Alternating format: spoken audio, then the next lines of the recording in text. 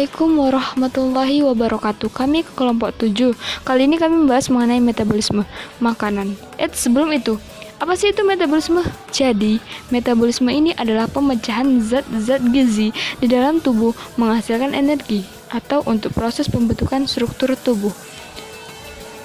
Secara sederhana, proses metabolisme ini adalah makanan yang masuk melalui mulut akan melalui tahap pencernaan sehingga menghasilkan energi yang dibutuhkan oleh tubuh.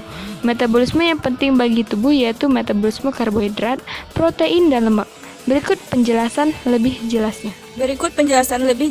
Metabolisme karbohidrat tidak terlepas dari proses glikolisis, di mana glikolisis merupakan proses perpecahan glikosa yang lebih sederhana yaitu pirufat dan menghasilkan energi ATP. Bila kita lihat glikolisis akan masuk ke dalam sel akan disimpan dalam bentuk glikogen.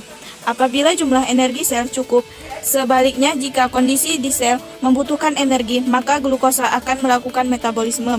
Tahap yang dilakukan yang pertama yaitu glikolisis dengan mengubah glukosa menjadi pirufat, disertai pembentukan energi ATP atau di adenosis trifosfat dan molekul lainnya yaitu NADH. Apabila oksigen tersedia hasil glikolisis akan masuk ke mitokondria untuk mengalami proses dekarboksilasi oksidatif menghasilkan asetil koenzim A. Setelah itu asetil koenzim A masuk ke proses selanjutnya yaitu siklus Krebs.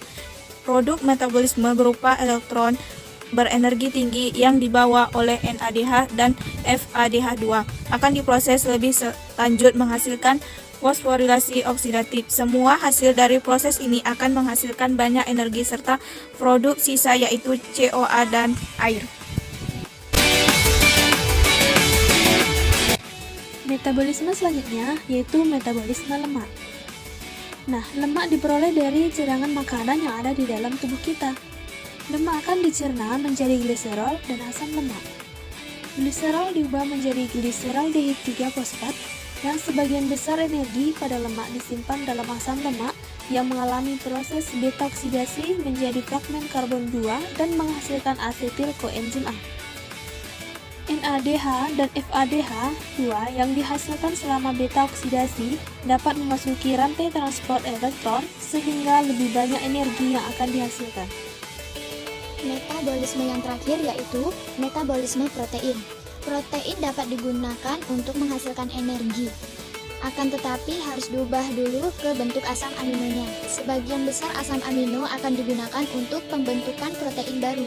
Sebelum asam amino dapat digunakan dalam proses respirasi, gugus aminonya harus dibuang dulu melalui proses deaminasi. Zat buangan ini akan diekskresikan dari hewan dalam bentuk amonia, urea, dan produk sisa lainnya. Asam amino selanjutnya akan diubah oleh enzim menjadi intermediate dalam glikolisis, asetil koenzim A, dan terakhir masuk ke siklus Krebs. Jadi, dapat disimpulkan ketiga metabolisme tadi memiliki kesamaan dalam hal jalur proses, di mana melewati glikolisis, siklus Krebs, dan transport elektron, sebelum menghasilkan energi yang berguna bagi manusia. Sekian penjelasan metabolisme karbohidrat, lemak, dan protein dalam tubuh. Semoga dapat dipahami dan bermanfaat. Terima kasih. Wassalamualaikum warahmatullahi wabarakatuh.